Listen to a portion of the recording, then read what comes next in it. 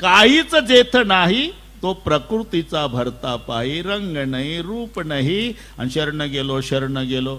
अरे हे व्यापक वस्तू हरवतही नाही, ते दिसतही नाही. असं वाचलं का पेपरला मुंडे सर? परळीचा वारा हरवला, अंबाजोगाईच्या स्टँडवर सापडला. तसं ज्याला आकार नाही, रूप नाही, रंग नाही, शरण गेलो. महाराज म्हणतात हे मान्य आहे, त्याला रंगही नाही रूप नाही. पण आमचे वारकरी हरिदास संत हट्टाला पेटले आणि बळेच रूपाला रूपा बळे, रूपा बळे, रूपा बळे, रूपा बळे. करुणी करे हरिदासी, करुणी करे हरिदासी. बर्वे झाले शरण गेलो, बर्वे झाले शरण गेलो. करुणी करे हरिदासी, करुणी करे हरिदास. बर्वे झाले शरण गेलो, बर्वे झाले शरण गेलो.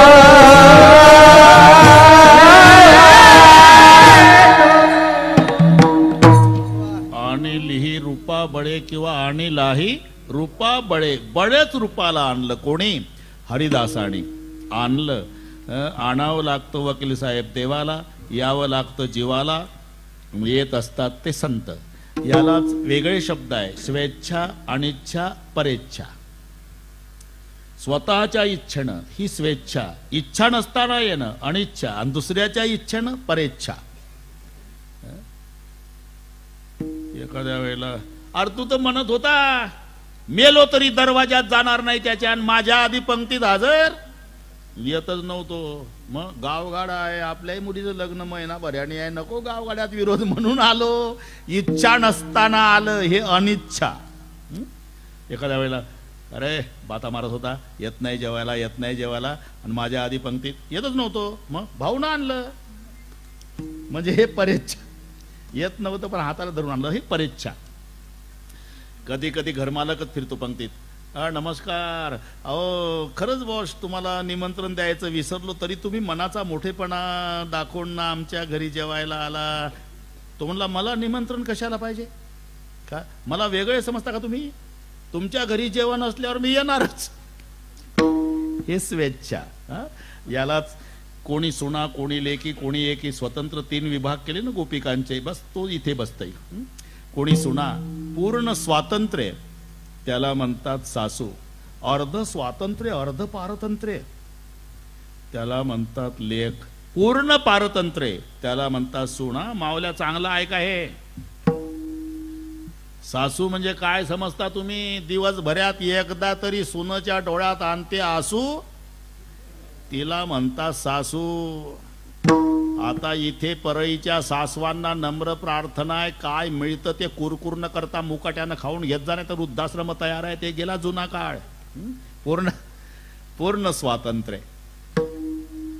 हम करे सो कायदा, पूर्ण स्वातंत्र्य. मुलगा आणि वडील बाहेर बसले होते पेपर वाचत, आणि 3 जणी स्वयंपाकघरात होत्या.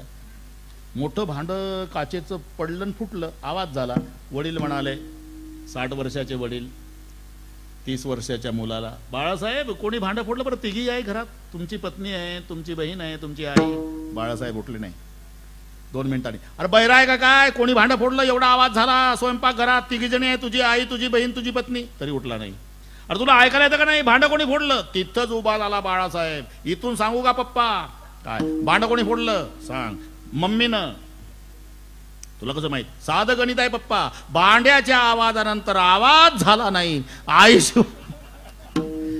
आईशिवाय फुटलं नाही. बाबा माझ्या बायकोनं भांड फोडलं असतं तर आईनं अख्खं घर डोक्यावर घेतलं असतं. एवढी घटना घडून घर शांत. बैस भाऊ कळलं मला. बैस काय? हे पूर्ण, याला म्हणतात सासू. बरं का भाऊ? सासू पूर्ण पारतंत्र्य असतं ते सुनेला. तिला तिच्या घरातले कोणी कीर्तनाला जात नाही, पण तिच्या आवडीचा तिच्या माहेरी येणारा महाराज त्या सप्ताहामध्ये आलेला असतो. मग ती सगळे उरकायचा प्रयत्न करते. सायंकाळपासून सासू लक्ष ठेवूनच आहे.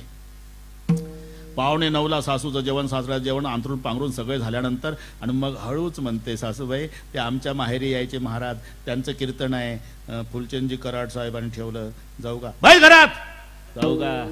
झाली का म्हातारी? कोण जातं का आपल्या घरातलं? झालं, बसली, नाही जात. हे पूर्ण पारतंत्र्य. पण अर्ध स्वातंत्र्य अर्ध पारतंत्र्य लेकीला असते. लेक माहेरी आली म्हणजे विचारल्याशिवाय जात नाही आणि हो नाहीची वाट बघत नाही. तिची शब्द बघा आल्यावर, आई काय ताई, मैत्रिणीकडे जाते बरं का, जाऊ का नाही म्हणत, जाते बरं का, म्हणजे विचारल्याशिवाय गेली नाही, परवानगीची वाट बघितली नाही.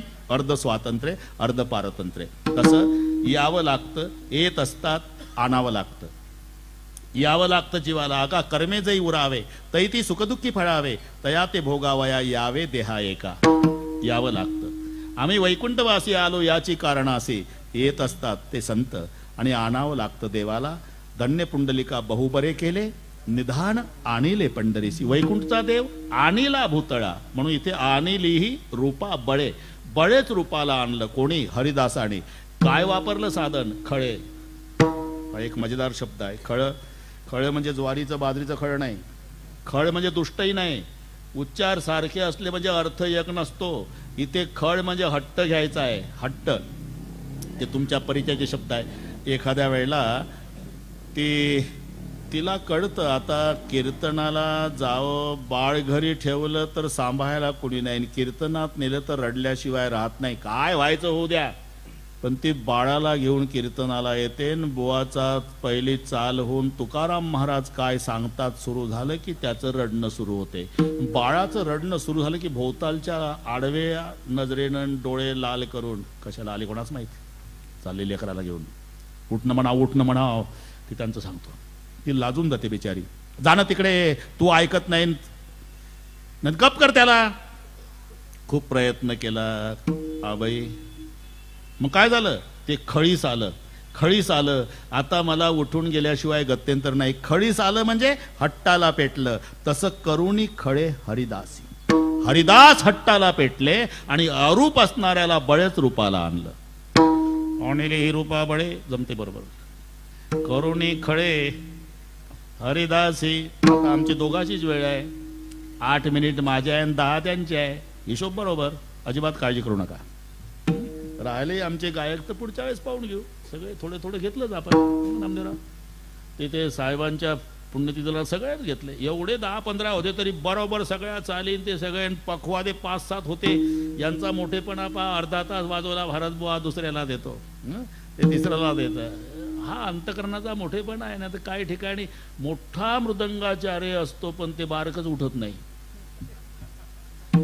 आपला संप्रदाय एकमेकाला आहे की नाही, कीर्तनकाराच्या गळ्यातला विना विनय करायला, ही आपल्या देवाणघेवाची पद्धत आहे. असो, ते तिथलं सांगतो मी. आता मोठेपणा दाखवा सगळ्या वेळ. तुम्हाला तर आहे विश्रांती. आम्ही रात्रभर चाललो भाऊ. श्रीरामपूर कुठं आहे? शिर्डीच्या जवळ. ते 10 ते 12 करून पुन्हा उद्या वेळ वाचवायसाठी चपात्या आता सांगितल्या हातावर देणे, त्याच्यावर ते टोमॅटोची चटणी, कारण ते लिक्विड चालत नाही. भिकारी खातात ना तसं चालतं. तर वेळ वाचते. जेवायला अर्धा तास बसलो की 50 किलोमीटर प्रवास कमी होतो. ते पुढचं जाऊ द्या. जन्मभर सांभाळली मी वेळ, अजून काही चुकली नाही ना माऊली. माऊलीकडे तर घरून आलो, पहाटे 4ला उठलो तरी त्यांच्या धर्मपत्नीचं तुम्हीच पाहिजे बाबा. आता त्याला काही इलाज आहे? तुम्हीच पाहिजे. 3 वाजता करा पण तुम्हीच पाहिजे. हे जन्मभर संबंध सांभाळले. आमच्याही घरी सुखदुःखात माऊली हे ते सगळे आलेलेच आहे. असो एक आणिलाही रूपा बळे करुणी खळे हरिदासी. आणि रूपानंतर नाम असतं भारतजी. नाही हे तुम्ही पहा थोडं पंचीकरण 1-2-3 ते चालते म्हणतात. त्यांच्या आवडीचा विषय आहे ना. हे शब्द स्पर्श रूप रसगंध हे 5 विषय सर्वांना माहिती आहे. शब्द हा आकाशाचा आहे, स्पर्श वायूचा आहे, रूप अग्नीचा आहे. आणीला हे रूपा बळे, तिथून पुढे सुरू होते. मग रूप तिथपर्यंत, तिथून वर दोन्ही भूताला रूप नाही, वायूलाही रूप नाही, आकाशालाही रूप नाही. जन्म आकाशापासून झाला तो वायूचा, वायूपासून जन्म झाला तो अग्नीचा, अग्नीपासून जन्म होतोय तो पाण्याचा, आणि पाण्यापासून जन्म झाला तो पृथ्वीचा. हा उत्पत्ती क्रम आहे. म्हणून ज्याचे त्याचे गुण आहे. शब्द आकाशाचा, स्पर्श वायूचा, रूप अग्नीचा, रस पाण्याचा, गंध पृथ्वीचा. हे थोडंसं लक्षात राहील ना ते हे उतरंडी जाईल घसरून. यग गेलं की बिघडलं सगळं. आता मी कॉलेजला प्रोफेसर आहो, तुम्ही कॉलेज कुमार आहात. एक दोन गंमत आपली 2 मिनिट बरं का मुंडे सर, 2 मिनिट. मग बापाचा गुण मुलात उतरतो का नाही भाऊ? काही तर न पाहता तुम्ही अमुकाचे चिरंजीव का? कसं काय? अगदी तसाच चेहरा, तसाच रंग, तेवढीच उंची. हो बरोबर ओळखलं तुम्ही, कारण गुण उतरतात. तसं आकाशापासून जन्म वायूचा झाला, वायूमध्ये 2 गुण आले. वायूचा स्वतःचा स्पर्श गुण आणि आकाशाचा शब्द. म्हणून वारा व्हायला लागला की सू सू सू आवाज होतो, तो शब्द आकाशाचा आहे, आणि स्पर्श जाणवतो हा त्याचा स्वतःचा. चला पुढे. आता जन्म झाला वायूपासून अग्नीचा, अग्नीचा स्वतःचा रूप गुण आहे, अग्नीच्या बापाचा वायूचा स्पर्श गुण आहे, आणि अग्नीच्या आजोबाचा आकाशाचा शब्द गुण. 3 आले अग्नीमध्ये. म्हणून अग्नी पेटल्यावर आवाज होतो, शब्द आकाशाचा. हात लावा चटका बसतो, स्पर्श वायूचा, आणि पेटल्यावर दिसतं रूप. हे आणीलाही रूपाबळी. तिथून पुढे चालू आपण. होते बरोबर होते ते बरोबर.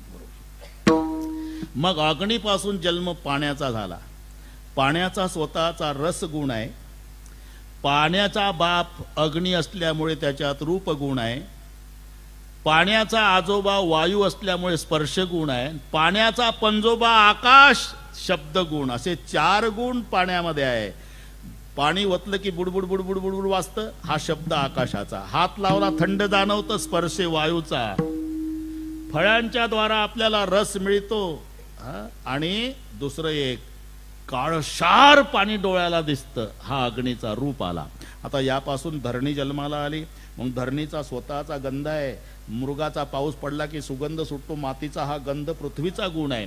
आणि मग मृगगंध आणि मृदगंध म्हणजे मातीचा सुगंध.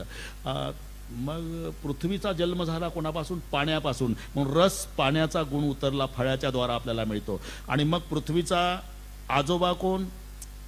अग्नी. मग रूप गुण पृथ्वीत आला. काळीशार जमीन दिसते, कुठं तांबडी दिसते, हा रूप अग्नीचा आहे. आता पृथ्वीचा पंजोबा वायू स्पर्श गुण आला, म्हणून कुठे मऊ स्पर्श जाणवतो धरणीचा, तर कुठे कठीण स्पर्श वायूचा आहे. आणि भूकंप झाला आणि घर पडलं म्हणजे आवाज होतो, हा शब्द गुण आकाशाचा. हे पंचीकरण. म्हणून लय असा आहे, पृथ्वी पाण्यामध्ये, पाणी अग्नीमध्ये, अग्नी वायूमध्ये, वायू आकाशामध्ये. पण उत्पत्ती आकाश, वायू, अग्नी, जल आणि पृथ्वी. आता रूपाला सुरुवात कुठून झाली? अग्नीपासून. तिथून रूप आल्यानंतर नाव ठेवण्यात येतं. नाही तर रूप नाही त्याशी ठेवेले नामन लटकाची भ्रम वाढविला. नाही तर याला माहिती होतं बाळ जन्माला येणार आहे म्हणून ते पळत लुंगी बण्यावर, ब्राह्मण का काय का घरी? हो आवणार. अहो पंचांग पा, नाव ठेवायचं बाळाचं. ब्राह्मण बुवाने बसायला दिलं, चहा दिला. सांग काय बाळ झालं मला? अरे चांगला आहे, चंद्रबळ, शुभ मुहूर्त, दिवस चांगला आहे. ते नंतर 10 मिनिट राहिले, पालायला लावू नका. नाव काय ठेवायला सांगा. अरे पण तू आधी सांग ना, मुलगा झाला का मुलगी? ते नाही बघितलं काका. मग रडणं ऐकून तुझ्या बापान ठेवलं का रडण्यावर नाव? अरे आधी जा, रूप बघू नये, मुलगी आहे का मुलगा, आणि मग सांगतो नाव पिंट्या का पिंटी. म्हणजे आधी रूप आहे, नंतर नाम आहे. आणीलाही रूपा बळे, याला बळेच रूपाला आणलं. रूपाला आणल्यामुळे नाम ठेवण्यात आलं, आणि नामाच्या आनंदात आम्ही नाचायला लागलो. तुका माने